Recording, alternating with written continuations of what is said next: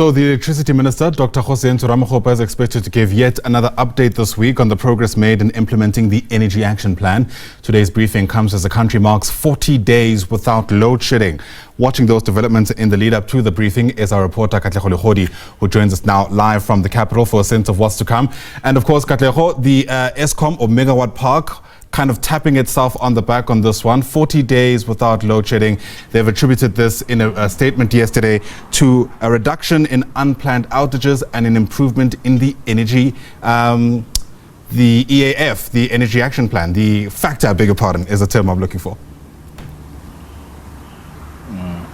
Yeah, most definitely, Ayanda. A very good morning to you and to our listeners at home. It was on the 1st of May when Eskom released a statement to say the country has managed to achieve about 65%. This is what they had set up for themselves in the Energy Action Plan, whereby they were looking at ensuring that at least by this time this year, we'll find ourselves with at least 65% of the energy availability factor. And they released a statement to say, indeed, we've seen those unplanned outages as well being reduced. We're talking about 4,400 megawatts of energy that has been saved in this period compared to where we were last year, and also coming through at a time when we know very well that there's been a ramp up in terms of the tapping into of other alternative sources of energy. And we've seen the minister and even Eskom a week ago giving us a briefing saying that all of these things are starting to yield positive results. If you can remember, I'll take you back to what the Minister of Electricity, Dr. Kgosientsho Ramokgopa,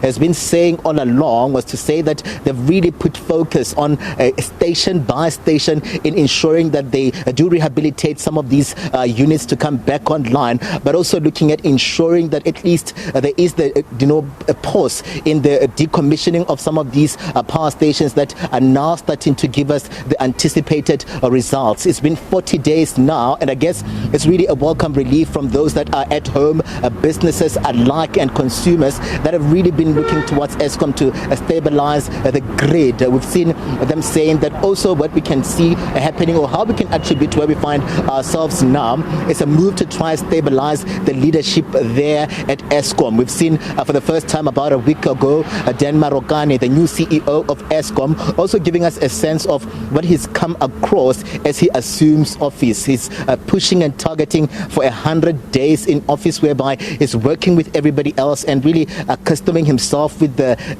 action plan that is underway, working with NECOM and other entities alike. But we've seen really great news coming from the Eskom entity and the grouping. And this morning, the minister has arrived, and at 11 o'clock, he'll be giving us a sense of where we find ourselves. And also, we're expecting to hear from him, because you can imagine, Ayanda, that there's been a lot happening in the political space now. The campaign trail is really in full swing, and a lot of people have been talking and more or less bargaining and using the load shedding crisis and energy issue where we find ourselves in terms of trying to come across as attractive to the electorate. So the minister is going to give us a sense of some of these things that we've picked up. For instance, we saw the former President Thabo Mbeki talking about load shedding and where we find ourselves now, where it started, and everything else in between. Most people just looking to get a sense of clarity from the electricity minister today on all of these noises that have been happening pertaining to Eskom and the way that it has been really functioning over all of these years. Ayanda?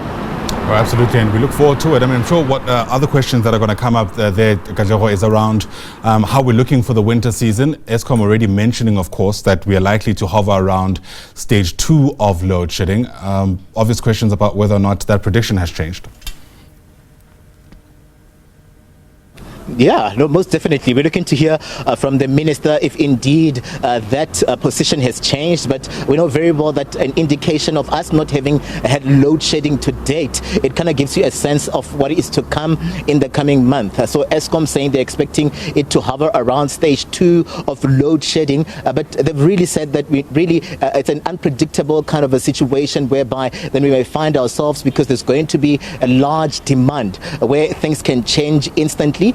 but we'll get a sense from the minister if it's still the case that they are working towards ensuring that in about 6 months' time, there's about 2,500 of the megawatts that are saved up from some of these power stations that they've identified, Kusile and the likes, but also getting a sense from him if indeed then the grid will be stabilized to accommodate you and I during winter. As we know very well from Eskom, they even said that this is a tricky period for them when demand becomes ramped up and high, and you find that the system can't really handle what is happening around winter. But we'll hear from the minister at the top of the hour just in terms of everything else that has been happening here and how then we're expecting to go into the elections as well. If we're going to be voting in the dark, if indeed the lights will be on, and we'll see the continuation of just the reprieve that we've seen happen over 40 days of no load shedding. Ayanda.